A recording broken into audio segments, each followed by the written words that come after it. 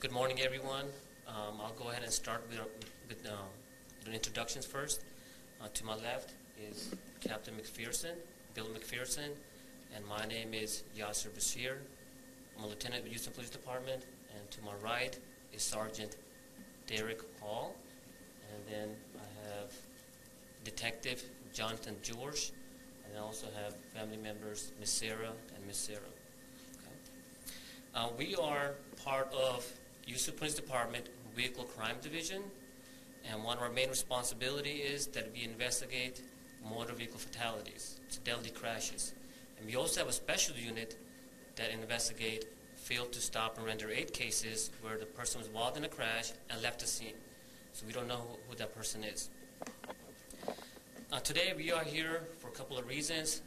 We are here to discuss a very special case about Mr. Michael Hine, who was involved in a deadly crash in which the suspect left the scene, and we are here because we need all of your help. And we are doing this especially for Michael. We are also doing this for his family, and we are also doing this for his 2-year-old son. So what I'm going to do now is I'm going to pass the mic to Derek, and he will give you more information about the case. That's it. I'm Sergeant Derek Hall, Hit and Run Division. This particular case occurred on November 20th, 2016, approximately about 3:15 in the morning a.m. The deceased was riding his motorcycle with some friends. There was a group of them just having a good time, just coming from a party. One of the motorcycles actually got disabled, and they had to pull over on the left side of the freeway, which is about the 9200 block of the North Loop. As they pulled over on the left side, they were tending to the motorcycle. A car came on that far left lane, which is the number 1 lane. It was a maroon vehicle. Kind of failed to, long story short, it failed to maintain a single lane, veered over to the left, and hit the defendant as he was standing there on the side of the road. Unfortunately, this impact knocked him from the northbound side that he was on over the guard wall onto the oncoming traffic. He was deceased there on the scene. Witnesses were able to give us a good description of the vehicle. We've also found other evidence at the scene that led us that this particular vehicle that we're looking for is going to be a maroon Honda Accord, somewhere between the 2009-2014 model. That vehicle is going to have damage on the front left side. That the driver's side mirror is going to be missing. So that's the type of vehicle that we're looking for right now. We've exhausted all of our leads, which is the reason why we're here. We've looked for video. We've reached out through Crime Stoppers to try to get some leads, and now we're here asking the public if anyone has any information on this case whatsoever. Please call the Hit and Run Division at 713-247-4065. Once again, 713-247-4065. Or you can call Crime Stoppers and remain anonymous. That number is going to be 713-222-8477. 713-222-8477. As you can see the picture that we have here on the podium, we have an example of the car that we're looking for. I also have pictures of the deceased Michael with his son, Michael Jr. So we're going to need some information from the public. We're going to need help because we really want to solve this case. The deceased left a 2-year-old son behind and a grieving spouse as well. So we're going to need your help. And at this point, I would like to, if anyone wants to speak. It's going to be Miss Sarah Minton. She's a relative of the deceased. If anybody knows anything, please come forward. No family should go through this. No family should be wondering every day how this happened, why this happened, who this person is.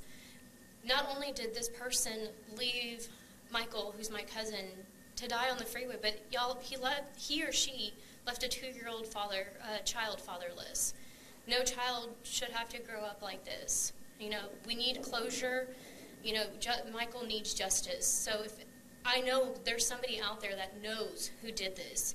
I mean, people talk, people see things, somebody saw this vehicle, you know, please come forward. You know, obviously you can stay anonymous, just give us some information.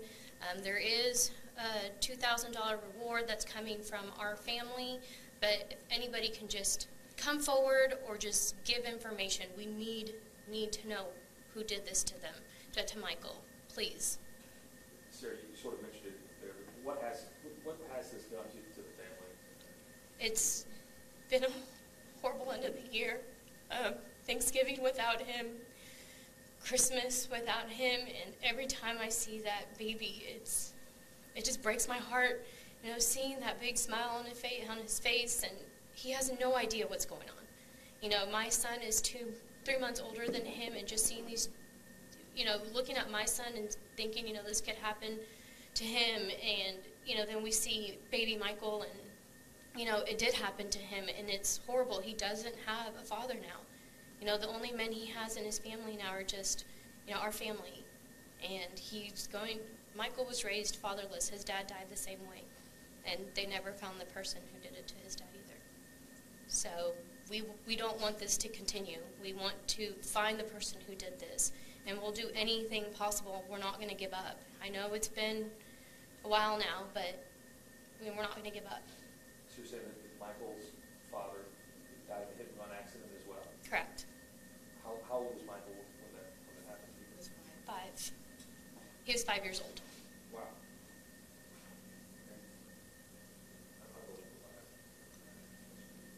Okay. This car, officer, maybe you can speak to that. It's not necessarily the most uncommon car, Correct. you know. I mean, but there should be something about that car that somebody might remember. What should people look for, officer? Well, definitely the color of the vehicle. Honda, they limited the color of this vehicle to a certain amount of years, somewhere between 2009 and 2014. This particular vehicle is going to have damage to the front left, the driver's side mirror. That mirror got knocked off, so you're going to see some damage there. One of the things that we really like to do is we look through social media. Maybe there's some more information there, because I know a lot of people on social media now to be able to get a little more information. The family mentioned that there's a $2,000 reward through Crime Stoppers. The reward's up to $5,000.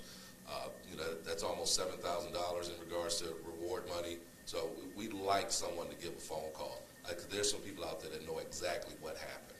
So, If I may add one more thing, Sure. is what we're doing is reaching out, because we know that car got repaired somewhere. So we're reaching out to all the auto parts, the mechanic shops. If you know anything about a maroon vehicle that you have fixed within the past 6 months with damage to the left side, to the mirror, that's what we're looking for. And we will follow that lead and find out what happened. So that's mainly because we know that car has gotten fixed somewhere. Did it have a Texas tag, or was it a male driving? we don't have any of that information. We know it's a Honda Accord, and it's that color, and that's the year range that we have right now. So. And did you say what time of the day it happened? It happened in the middle of the night, about 3:15 a.m. on November 20th. What was the freeway? Was there other traffic? Would they be witnesses that were driving by? It's obviously there were people that drove by. We don't know who all our witnesses are. I mean, we talked to the witnesses that we know of. There may be some unknown witnesses that we don't know about. So that's part of the reason why we're here. I mean, we're reaching out. If they can come forward too, if anybody was there when they saw the accident. We're also reaching out to people who normally drive through that freeway, that 610. Yes.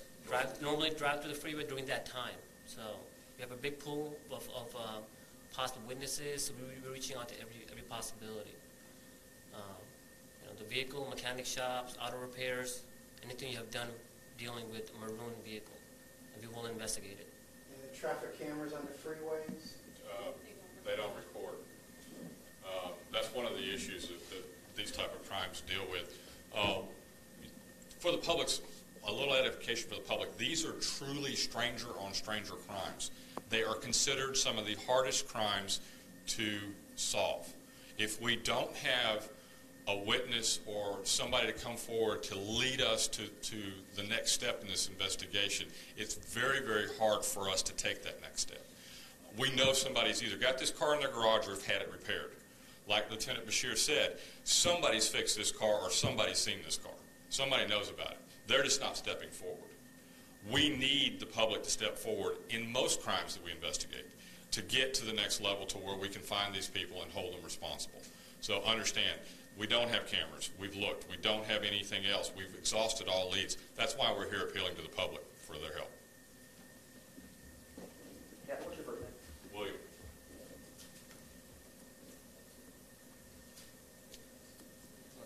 I just want to, if you have anything else, I just want to thank you so much for your time, for coming in today.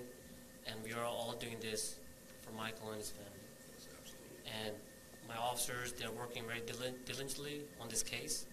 And they have taken a very special ownership of this case because it means a lot to all of us. And once again, thank you so much for your time.